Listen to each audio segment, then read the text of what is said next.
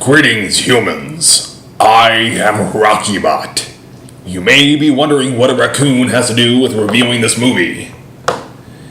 And the answer is absolutely nothing, just like the title of this film. Oh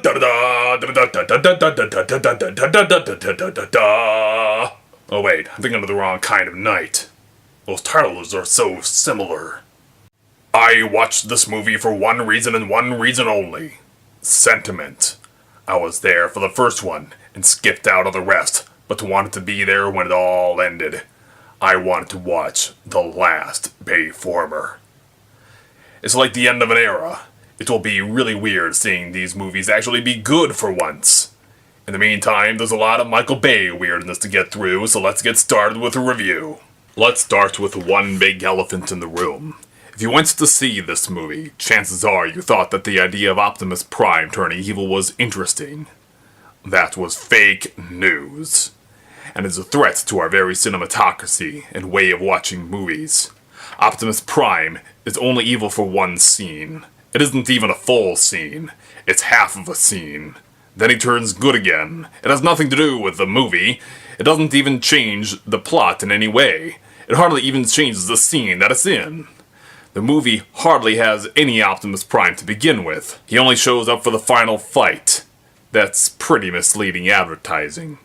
Not only does Optimus Prime turning evil not fit into this film, but the film doesn't fit in with the rest of the series.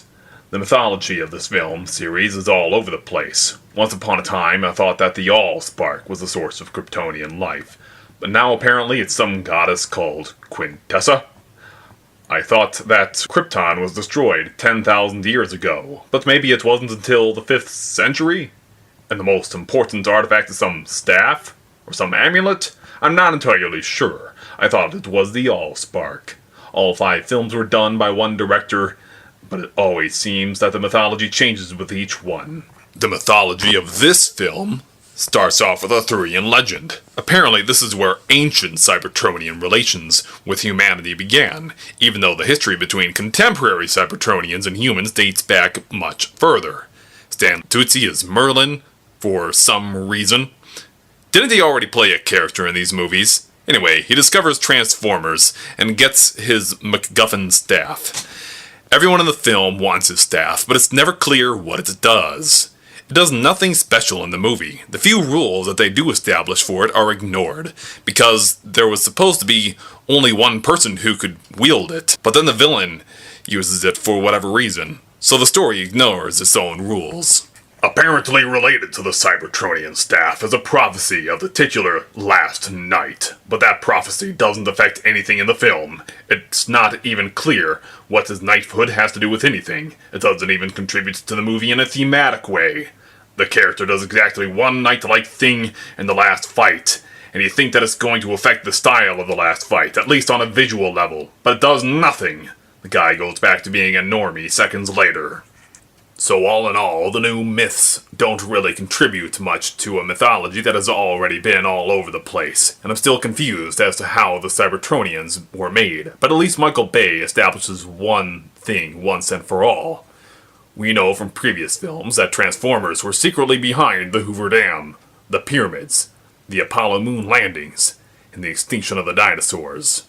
Trailers told us that this movie would also show us how Transformers were behind Arthurian legend, and had something to do with World War II. You may be wondering, gee, at this rate, they might as well make Transformers responsible for everything in history. And you'd be right. They're behind everything. Literally everything.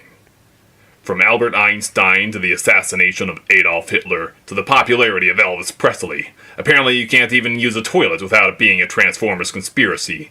Humans depressingly never did anything on their own.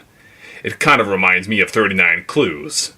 The only reason we don't know that Transformers are responsible for everything is that a secret society kept it all hidden over the years. And what is the name of the society? The Witwickens. The Witwickens.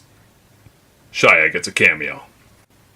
Well, the story is a fudge, so you might be thinking that the action will at least be decent here and there, and there will be at least one fight scene that makes it all worth it. I don't think so. It's all poorly edited, and I couldn't keep track of what was going on. I never had any understanding of the tactical situation of the fight scenes. They even used shaky cam, long since shamed out of existence from major action flicks.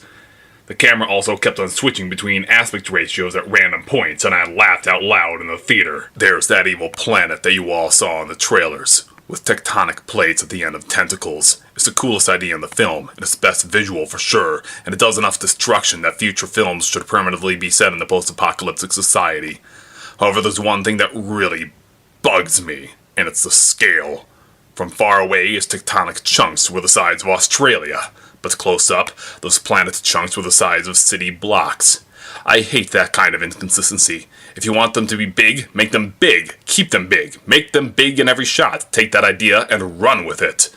Oh well, at least it made the action scenes more interesting.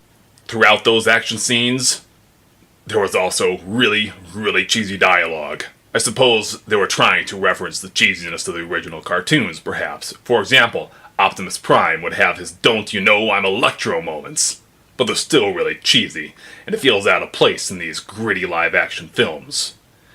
There would be some hokey lines from non-action scenes as well. They were kind of funny, but emotional music would play over them. The composer apparently thought that a lot of scenes in this film were dramatic, even though they weren't very dramatic at all. But then they make a joke about it, so I'm not sure how serious to take this. Tonally, there was another odd moment. Several of Megatron's henchmen are introduced Suicide Squad style.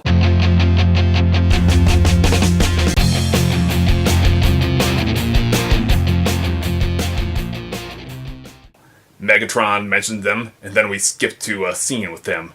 When they're introduced, the film freezes frame and gives them a title card.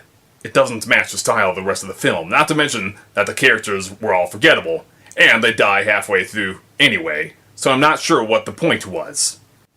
Let's return to the subject of false advertising. It promised me a lot of action with a 14-year-old girl. I'm a sucker for girl power, and also if there's anything that this movie could have done right, it could have at least marketed itself towards teenagers who wanted some simple wish fulfillment.